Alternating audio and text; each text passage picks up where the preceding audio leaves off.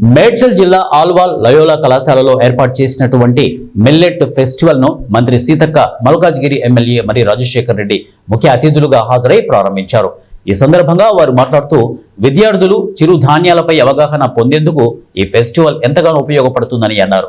Corona లాంటి విపత్కర పరిస్థితులలో గ్రామీణ ప్రాంతాల్లో చిరుధాన్యాలు తినేవారు కాబట్టి అంతగా ఇబ్బంది పడలేదని గుర్తు చేశారు.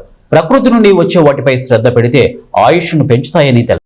లయోలా కాలేజ్ యాజమాన్యం సౌజన్యంతో మిల్లెట్ ఫెస్టివల్ ఏర్పాటు చేసి మిల్లెట్స్ పైన అవగాహన సదస్సుని పెద్ద ఎత్తున నిర్వహించినందుకు ఫాదర్ అమరన్ సార్ గారికి, బాబు సార్కి, అదేవిధంగా ఇక్కడ ఉన్న ప్రతి ఒక్క పెద్దలకు అందరికీ నా యొక్క నమస్కారాలు తెలియజేస్తున్నాను.